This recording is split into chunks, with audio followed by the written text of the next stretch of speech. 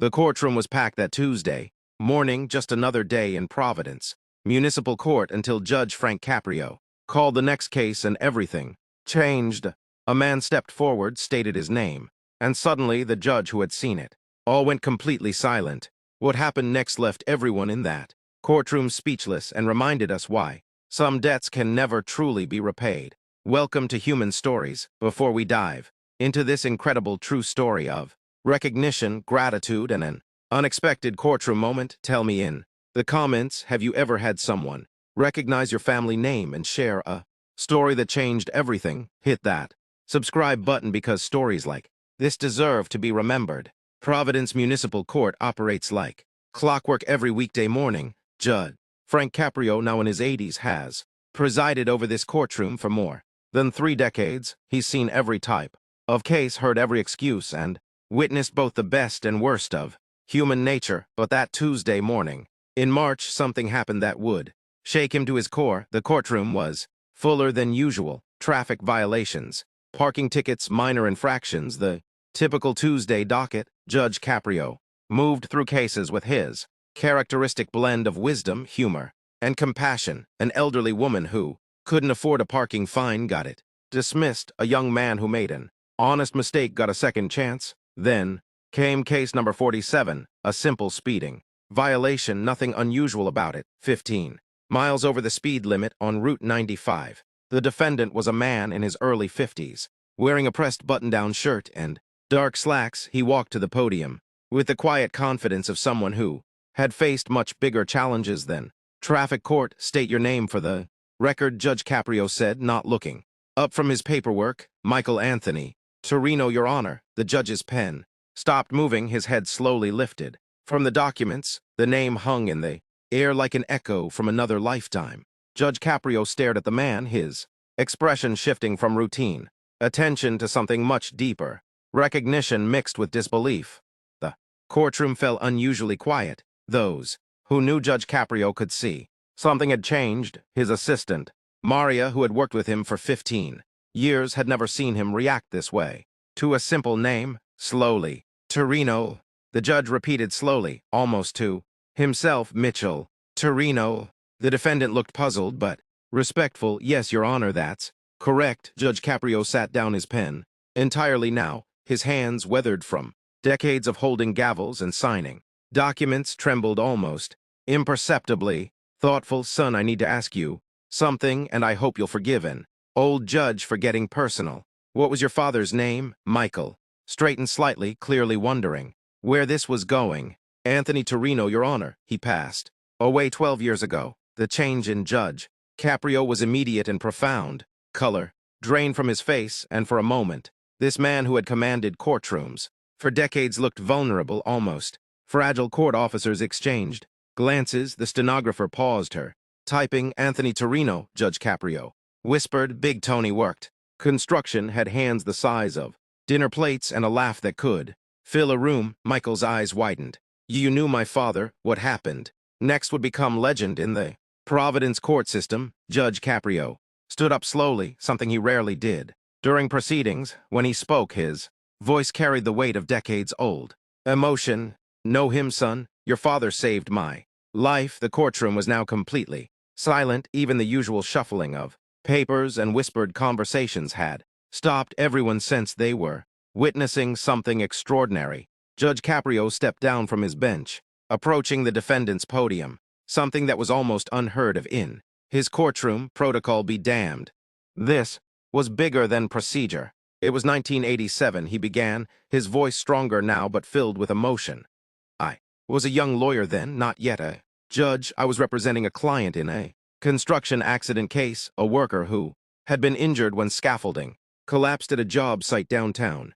Michael listened intently, his traffic violation forgotten, as were everyone else's cases for the moment. Your father was the foreman on that job, Big Tony. They called him. He was supposed to testify as a witness, but I could tell he was nervous about it. Construction guys, especially the Italian guys from Federal Hill, they didn't always trust lawyers or courts, but Tony was different. The judge paused, lost in the memory. The night before the trial, I was leaving my office late. It was Probably 10 p.m. I was walking to my car in that parking lot behind the old courthouse on Doran Street. You remember that area, how dark it got at 9 o'clock. Michael nodded, though he was just absorbing every word. 3 men approached me. I could smell alcohol on them, and I could see the anger in their eyes. They knew who I was, knew I was representing the injured worker. They didn't want that case to go to trial.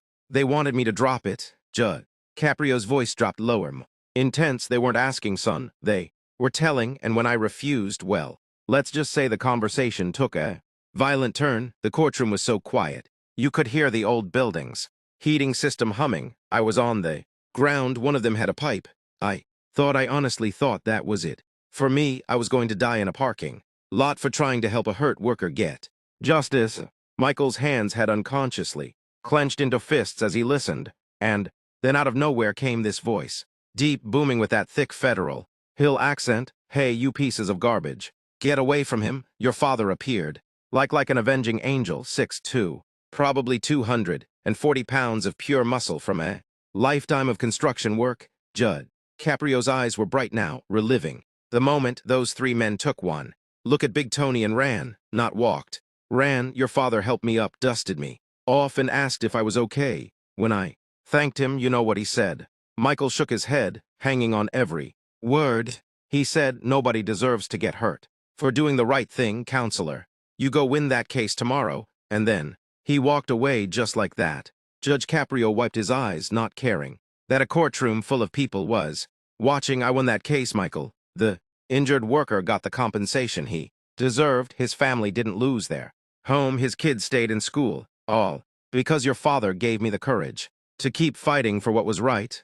The emotional weight in the room was palpable. Several people in the gallery were wiping their own eyes. But that's not the end of the story. Judge Caprio continued. A week later, Tony came to my office. He didn't want any publicity, didn't want any reward. He just wanted to make sure I was okay. We talked for 2 hours that day. He told me about his family, about you. You were just a teenager then. He was so proud of you, son, so proud. Michael's voice was thick when he finally spoke. He never told me this story. That was your father. He didn't do good deeds for recognition. He did them because they were right, but you know what he did. Tell me that day. He said he hoped that someday when you were older you'd understand what it meant to stand up for people who couldn't stand up for themselves. Judge Caprio looked directly at Michael. He said he was raising you to be better than him, which seemed impossible to me, because I'd never met a better man. The judge paused, collecting himself. I tried to find him.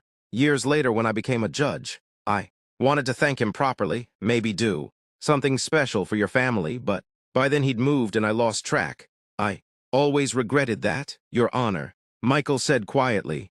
My father used to tell me stories about work, about the people he met. He always said that helping people was more important than money or recognition. I wish I'd known about this. Judge Caprio returned to his bench, but his demeanor had completely transformed. This wasn't just a judge dealing with a traffic case anymore. This was one human being honoring another's legacy. Michael Anthony Torino, he said, formally, you're here today for a speeding violation, 15 miles over the speed limit on Route 95. Yes, Your Honor, son, I want you to understand something. The debt I owe your family can never be repaid. Your father didn't just save my life that night. He saved my career, my ability to serve justice in this courtroom for over 30 years. Every case I've heard, every person I've helped, every moment of fairness been able to provide, it all exists because of Big Tony Torino's courage. The judge picked up his gavel, but instead of striking it, he simply held it, weighing his words carefully. Now, some might say that what I'm about to do isn't fair. Some might say that justice should be blind to personal connections. But I'll tell you what Big Tony taught me that night. Sometimes doing the right thing means putting humanity before